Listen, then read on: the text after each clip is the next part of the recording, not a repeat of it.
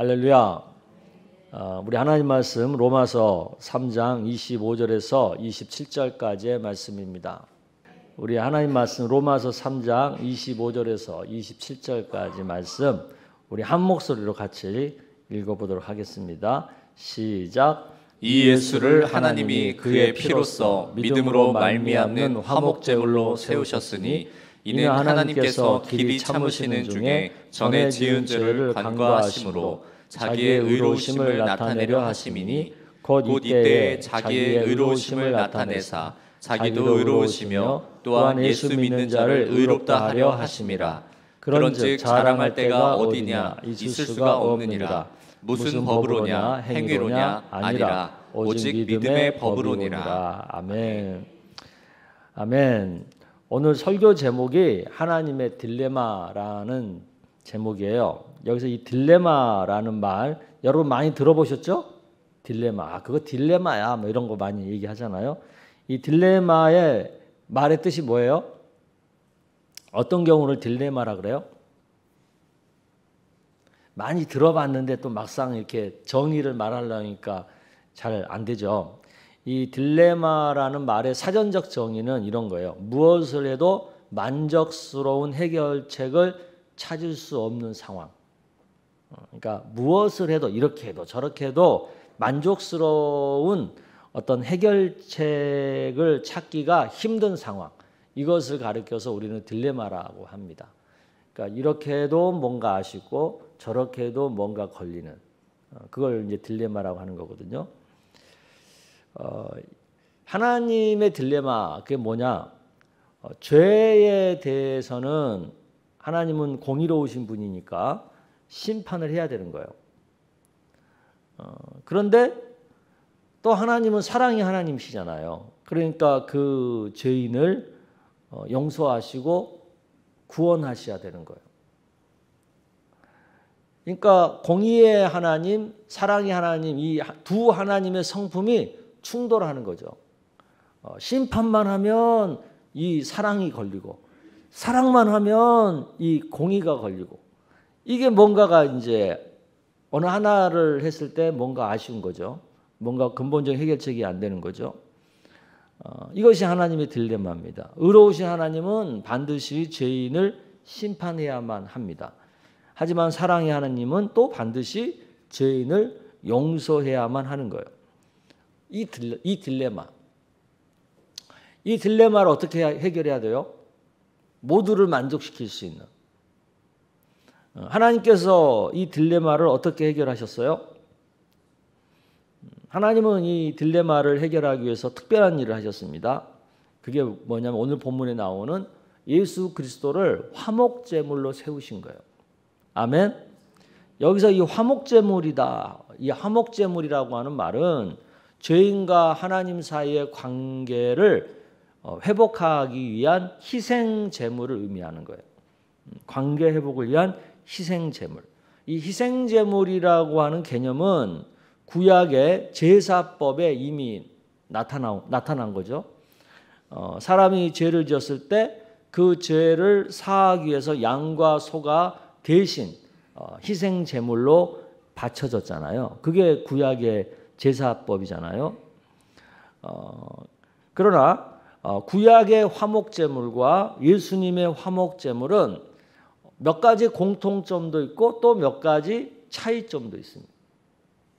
먼저 공통점을 살펴볼게요. 목적은 같아요.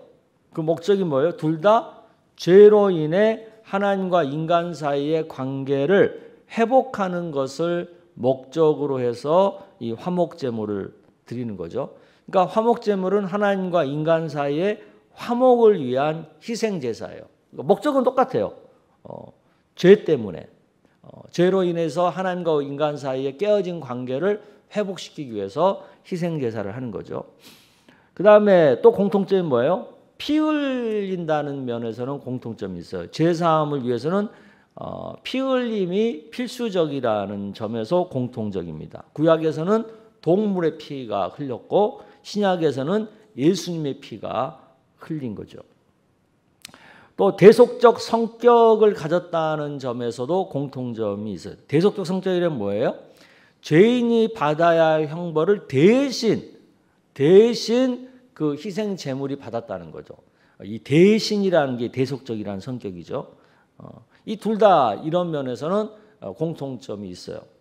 근데 이번에는 차이점을 볼게요. 제물의 본질이 다르죠. 구약의 화목 제물은 동물이에요. 양, 염소 뭐 이런 거. 레위기 3장에 보면 자세하게 이 제물에 대한 얘기가 나옵니다. 그러나 예수님에게 있어서 화목 제물은 누구예요? 예수님 자신이 제물이에요. 인간이 아닌 완전한 하나님이자 완전한 인간으로서 하나님이 제물이 되신 거죠. 그게 예수님이잖아요. 그런 면에서 구약의 동물 제물과는 근본적으로 다른 겁니다. 흠없는 제물이 되기 위해서 하나님이 직접 인간의 몸을 입고 이 땅에 오셔서 십자가에 피 흘려서 죽으신 거죠. 할렐루야. 이건 뭐 우리가 도대체 상상도 못한 방법이잖아요. 그러니까 하나님만이 생각하실 수 있고 하나님만이 실행하실 수 있는 방법이죠. 그 딜레마를 해결하기 위해서 하나님이 이렇게 하신 거죠. 또 차이가 뭐예요? 효과의 지속성이 있죠. 구약의 제사는 반복적으로 드려야 했어요. 제물의 희생은 일시적이고 매번 새로운 죄를 지을 때마다 새롭게 또 제사를 드려야 됐죠. 그러나 예수님의 희생은 단 한 번으로 영원한 효과를 갖습니다. 히브리서 10장 10절에 이것에 대한 말씀이 있죠. 여러분 읽어볼까요? 시작. 우리가 이 뜻을 따라 예수 그리스도의 몸을 단번에 들이심으로 말미암아 거룩함을 얻었노라. 네, 단번에 주님의 그 십자가의 죽음, 단 한 번의 죽음으로 영원히 죄가 사함받는 효과를 얻게 되었다는 거죠. 이 제사의 조건과 규정이 또 달라요. 구약의 동물 제사는 막 여러 가지 조건이 있어요. 규정이 있고 구약에 많이 나와 있죠. 동물의 종류라든가 상태라든가 제사의 방식이라든가 여러 규정들이 있어요. 그러나 예수님의 희생은 하나님께서 정하신 방법이요. 그 전까지의 방법은 다르죠. 처음으로 십자가의 죽음이라는 방법이 나오잖아요. 이것은 하나님이 특별히 고안하신 방법이죠. 이 십자가의 죽음이라고 하는 방법으로 예수님의 희생 제사를 드린 거죠. 할렐루야. 그리고 이 제사의 구속력이죠. 구약의 제사는 이스라엘 민족을 위한 것이었다면 예수님의 희생은 모든 인류를 위한 거죠. 국적과 인종과 상관없이 누구든지 예수를 믿으면 구원받게 하는, 구속을 받게 하는 그런 것이 차이죠. 이처럼 구약의 제사와 예수님의 희생 제사는 공통점도 있으면서 차이점도 있어요. 구약의 화목제물이 그러니까 이제 구약의 화목제물을 예수님의 희생을 예표하는 거다. 그렇게 말을 하는 거죠. 예수님의 희생은 구약의 모든 제사를 완성할 뿐만 아니라 궁극적으로 하나님의 의와 자비를 완벽하게 조화시키는, 즉 하나님의 의와 사랑을 완벽하게 조화시키는 그 딜레마를 해결하는 길을 열었다는 뜻이죠.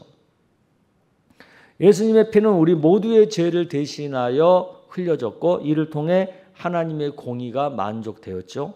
죄에 대한 심판이 예수님에게 대신 내려지게 함으로 인해서 하나님의 의로우심이 해결이 된 거죠. 아멘. 근데 의로움만 해결되면 안 되잖아요. 또 하나님의 사랑도 해결이 돼야 되잖아요. 오늘 본문 중에 25절에 나오는 길이 참으시는 중에라는 이 표현 속에 하나님의 사랑이 담겨 있죠.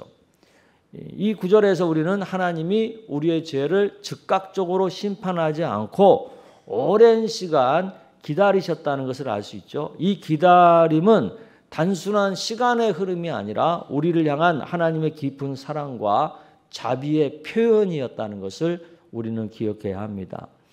이 기다림은 왜 기다려요? 왜 기다려요? 우리에게 회개의 기회를 주시기 위해서 기다리는 거죠. 하나님께서 길이 참으셨다는 것은 죄인들에게 회개의 기회를 오랫동안 주셨다라는 그런 의미입니다. 베드로후서 3장 9절에 이렇게 얘기하죠. 지난주에도 제가 말씀드렸는데 다시 한번 읽어보겠습니다. 시작. 주의 약속은 어떤 이들이 더디다고 생각하는 것 같이 더딘 것이 아니라 오직 너희를 대하여 오래 참으사 아무도 멸망하지 아니하고 다 회개에 이르기를 원하시느니라. 예, 그러니까 예수님은 한 사람이라도 더 구원받도록 하기 위해서 오래오래 기다려 주신 거죠. 그게 하나님의 사랑이라는 거죠. 또 하나님은 긴 시간 속에서 구원의 계획을 준비하신 거죠. 하나님께서 길이 참으시는 가운데 그냥 참기만 한 게 아니라 하나님은 예수 그리스도의 구원의 계획을 준비하신 거죠. 그래서 때가 적당한 아주 딱 타이밍이 되었을 때 그 예수님의 구원의 역사를 진행하신 거죠. 그게 갈라디아서 4장 4절에서 5절에 나오는 말씀인데 여러분 또 읽어보겠습니다. 시작. 때가 참에 하나님이 그 아들을 보내사 여자에게서 나게 하시고 율법 아래에 나게 하신 것은 율법 아래에 있는 자들을 속량하시고 우리로 아들의 명분을 얻게 하려 하심이라. 아멘. 그러니까 구약에 보면 메시아의 오심에 대해서 계속 예언을 했어요. 근데 메시아가 오신 그 때, 즉 예수님께서 이 땅에 오신 때는 하나님이 정한 때, 그때 이 땅에 동정녀 마리아를 통해서 태어나게끔 그렇게 해서 이 땅에 오셨죠. 근데 그 때라는 게 하나님이 생각하시는 타이밍인 거죠. 지금 신약에서는 또 뭐가 예언이 되고 있죠? 예수님의 재림이 예언되고 있죠. 예수님이 장차 재림하실 것이라고. 근데 예수님이 언제 재림할까요? 그 때를 우리가 알 수 있어요? 그 때는 누구만 알아요?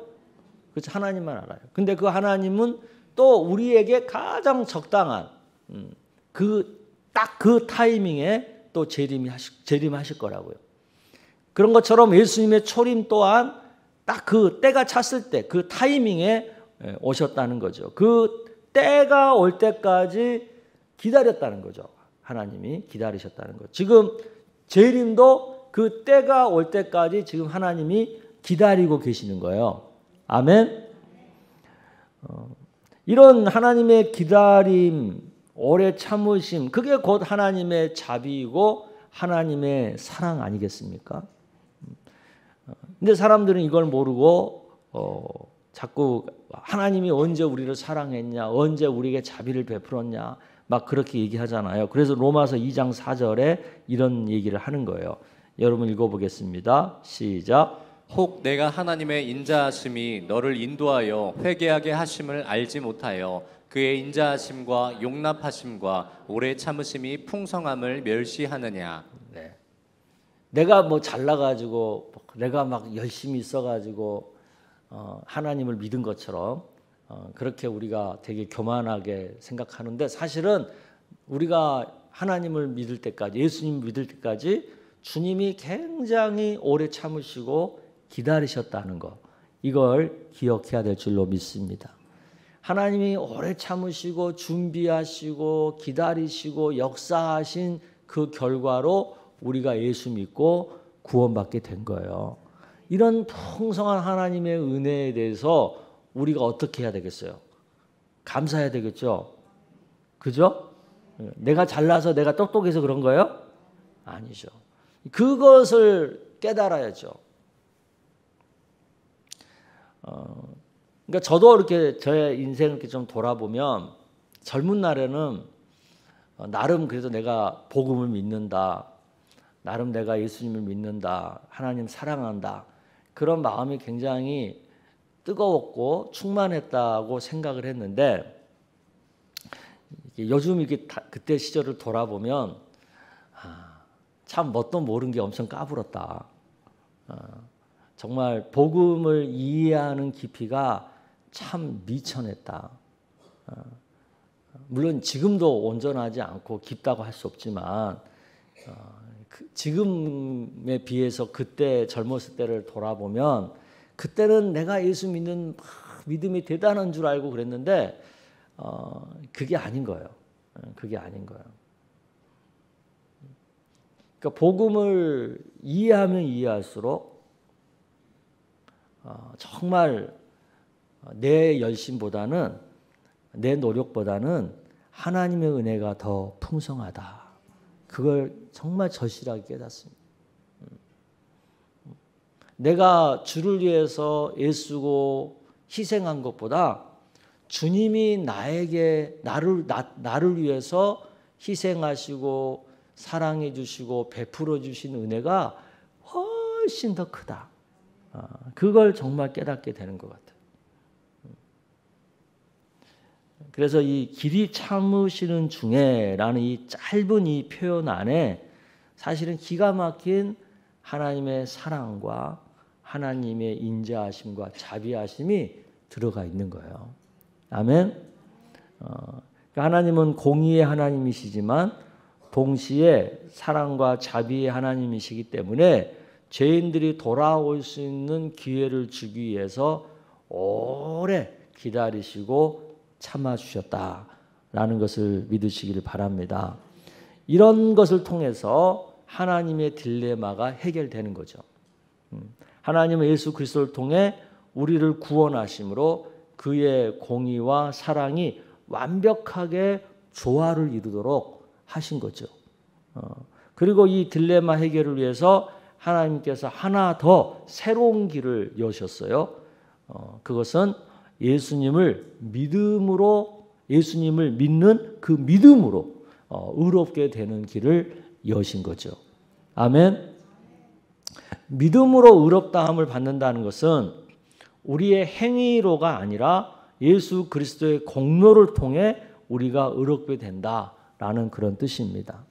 우리는 죄인이지만 우리가 예수님을 믿음으로써 예수님이 하신 그 희생이 우리에게 적용이 되는 거예요. 그게 믿는 그 믿음만으로. 그래서 로마서 3장 26절에서 이렇게 얘기하시잖아요. 자기도 의로우시며 또한 예수 믿는 자를 의롭다 하려 하심이라. 아멘. 예수를 믿음으로 하나님의 공의와 사랑으로 주신 구원을 전적인 은혜로 내가 받게 된 거죠. 이걸 깨닫는 게 복음을 깨닫는 거예요. 그리고 이게 이 믿음으로 의롭게 된다는 이것이 하나님께서 우리에게 새롭게 주신 길이에요. 그래서 성경은 이것을 새 언약이다 그렇게 말씀하죠. 예수님께서 직접 이 말씀하셨어요. 누가복음 22장 20절 여러분 읽어보겠습니다. 시작. 저녁 먹은 후에 잔도 그와 같이 하여 이르시되 이 잔은 내 피로 세우는 새 언약이니 곧 너희를 위하여 붓는 것이라. 아멘. 그러니까 믿음으로 의롭다 함을 받도록 하나님께서 우리를 위해서 만들어주신 이 복음, 이것은 하나님의 딜레마를 해결하는 완벽한 방법인 거예요. 아멘. 그러니까 복음이 하나님의 딜레마를 해결하는 완벽한 방법인 거예요. 그러니까 하나님의 공의와 자비가 예수 그리스도의 희생을 통해 조화를 이루면서 그 희생을 믿는 자들은 하나님의 의로움과 사랑을 동시에 경험하게 하는 것. 이것은 복음을 믿는 것 그것만으로만 가능한 거예요. 이것이 바로 복음의 핵심이고 하나님의 놀라운 새로운 구원의 계획인 거죠. 이게 새 언약인 거예요. 아멘. 하나님의 딜레마는 이런 예수 그리스도의 십자가에서 완벽하게 해결이 된 겁니다. 하나님의 공의와 자비는 십자가에서 만나서 우리에게 구원의 길을 열어주신 거죠. 이것을 얼마나 이제 우리가 생활 속에서 또 우리의 생각 속에서 우리의 마음 속에서 우리의 영성에서 얼마나 이것들이 실제화되느냐. 얼마나 우리가 실질적으로 느끼고 또 그것에 대해서 내 삶에 적용을 하고 하느냐에 따라서 이 복음의 능력이 얼마나 크냐 적으냐가 결정나는 거야. 우리가 다 복음을 믿죠? 안 믿진 않아요. 이 금요기도에 나오시는 정도 되시는 분들은 복음을 다 믿는다고 저는 생각합니다. 근데 복음을 믿긴 믿는데 얼마나 깊이 믿느냐. 복음을 깨달았는데 얼마나 깊게 깨달았느냐. 이 차이가 있는 거죠. 그러니까 우리가 복음을 믿는다, 예수님을 믿는다라고 할 때 그 복음 안에서 얼마나 풍성한 하나님의 사랑을 내가 깨닫고 느꼈느냐. 그리고 그 복음 속에 나타난 그 하나님의 사랑을 내가 얼마나 내 삶 속에서 깊이 느끼면서 그 사랑과 얼마나 내가 함께 교류하느냐. 사랑이란 게 뭐예요? 사랑은 주고받아야 되잖아요. 그죠? 그냥 한쪽만 사랑하는 걸 뭐라 그래요? 짝사랑이에요. 짝사랑은 가슴 아픈 거예요.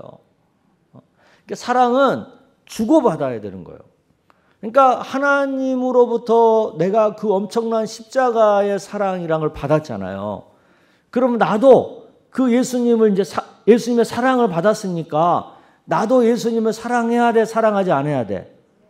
사랑해야 되는 거죠. 근데 예수님의 사랑을 내가 느낀 것만큼 나도 예수님을 사랑하겠죠? 그죠? 그러니까 내가 얼마나 예수님의 사랑을 크게 느꼈느냐에 따라 내가 얼마나 예수님을 크게 사랑하느냐가 결정나는 거예요.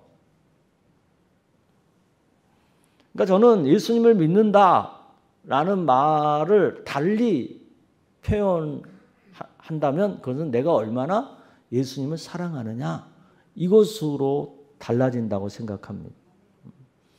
그러니까 예수님을 사랑한다. 그러면 여러분 어떻게 하실 거예요? 여러분 사랑하는 사람을 위해서는 어떻게 해요? 사랑하는 사람을 위해서 어떻게 해요?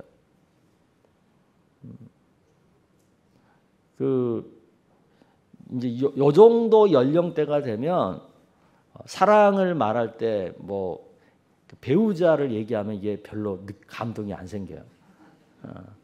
누구를 얘기해야 되느냐? 자식을 얘기해야 돼. 그러니까 부모가 자식을 얼마나 사랑하느냐. 그리고 그 자식 때문에 어떻게 하느냐. 그걸 보면 알 수 있죠. 사랑한다. 제가 보니까요. 지금은 그게 많이 싸졌는데 처음에 나올 때는 그게 되게 비쌌어요. 그게 뭐냐면 샤인머스켓? 에? 그 포도 있잖아. 샤인머스켓이라는 게 처음 나올 때 그거 되게 비쌌어요. 근데 우리 집사람이 비싸다고 절대 안 사줬어요, 저. 그런데 우리 손주가 그걸 되게 좋아해요. 근데 손주가 온다 그러잖아요. 그러면 슈퍼 가서 제일 먼저 그거 먼저 삽니다. 왜? 그만큼 사랑하는 거지. 사랑하는 거지. 그러니까 저는 사랑하지 않고. 사랑은 그런 거예요. 그러니까 얼마나 사랑하느냐는 제일 먼저 뭐 하느냐. 제일 먼저 뭐 하느냐. 그리고 얼마나 내가 사랑하는 사람을 위해 내가 내 것을 주느냐, 희생하느냐. 그거에 달려 있는 거예요. 그러니까 우리가 예수님을 사랑한다, 예수님을 믿는다 그럴 때는 내 삶에서 제일 먼저 누구를 먼저 위하는 거야? 예수님을 위하고. 그리고 그 주님을 위해서 뭔가 내 것을 아낌없이 드려도 아까워하지 않는 그거죠. 그 마음인 거죠. 그게 사랑하는 마음인 거예요. 그러니까 이것은 억지로가 아니에요. 강제로가 아니에요. 그냥 사랑하니까 기뻐서 좋아서 자발적으로 그렇게 하는 거예요. 그러니까 그렇더라고요. 이 신앙생활이라는 게 복음을 깊이 깨달으면 깨달을수록 신앙생활을 억지로 강제로 하지 않습니다. 그러니까 복음을 깊이 깨달으면 너무 예수님이 좋은 거잖아요. 예수님의 사랑이 너무너무 감사한 거잖아요.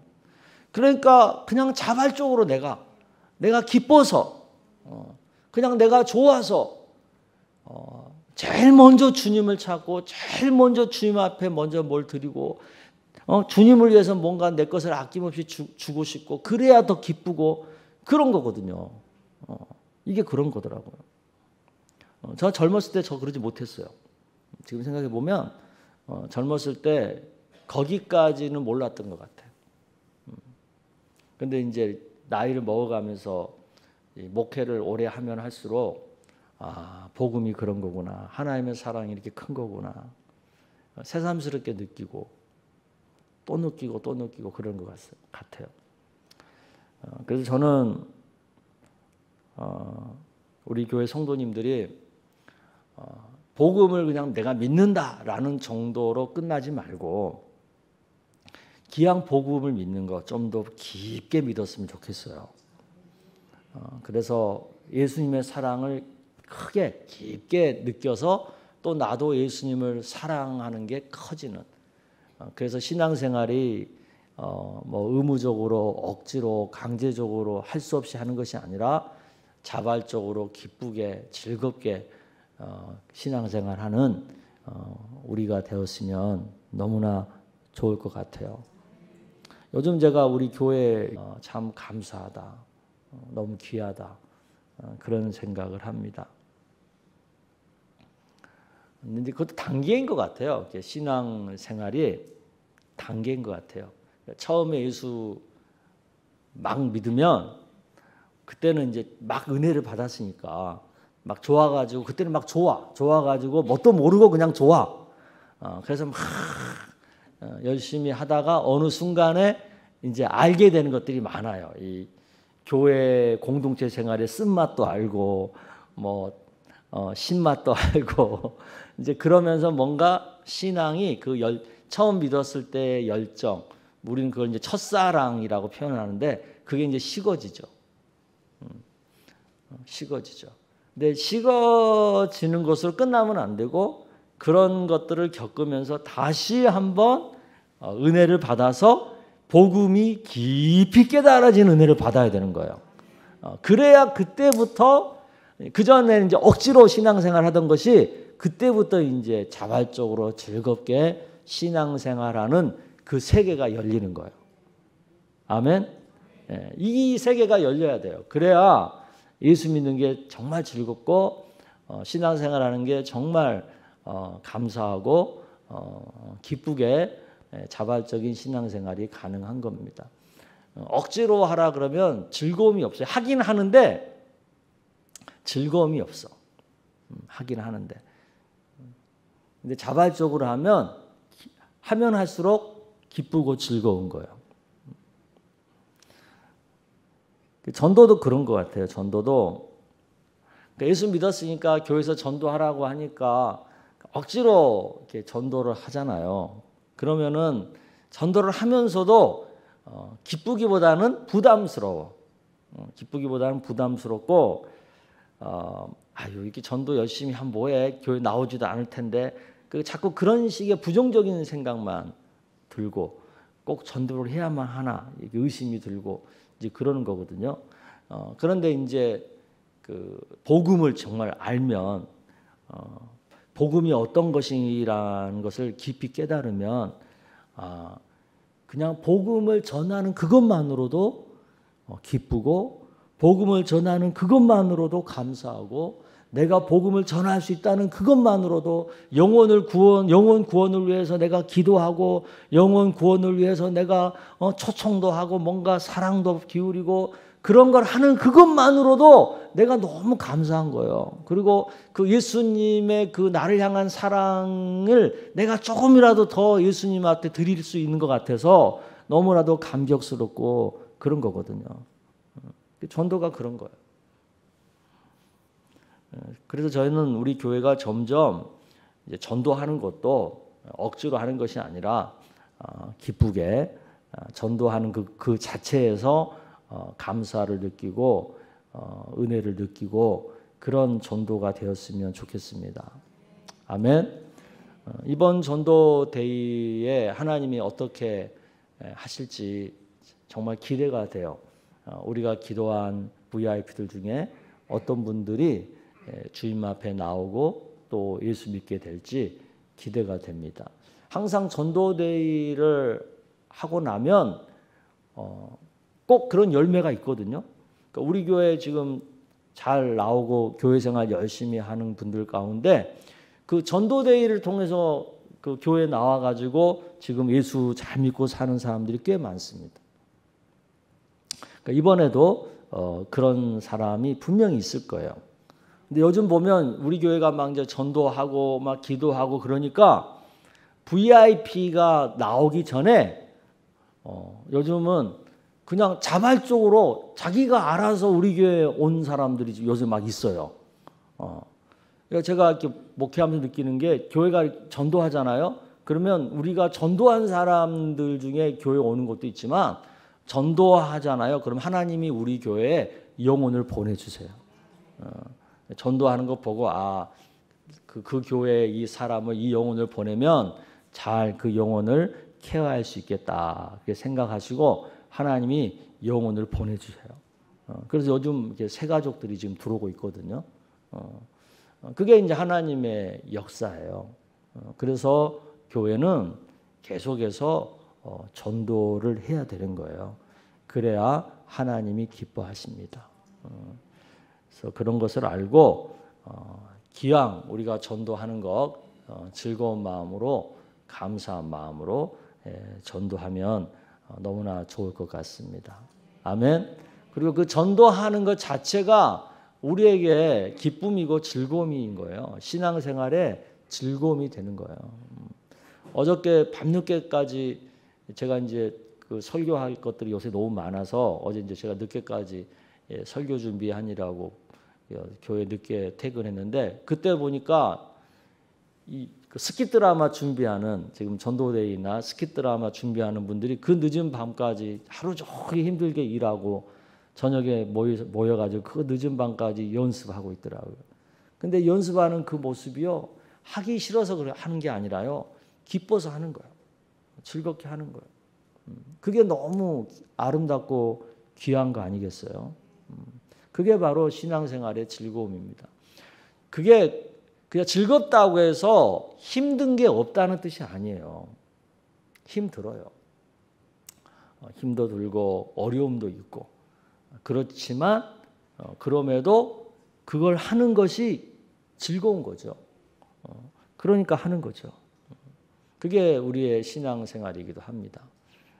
우리 안에 그런 은혜가 있고 늘 예수님이 나의 구주라는 사실, 예수님이 나를 위해서 대신 죽으시고 나를 위해서 희생해 주시고 하나님의 딜레마를 스스로 해결하시고 우리를 구원해 주셨다고 하는 사실, 그것을 깊이 느끼면서 더 하나님 사랑하고 더 기뻐하는 우리 모두가 되기를 주의 이름으로 축복합니다. 아멘.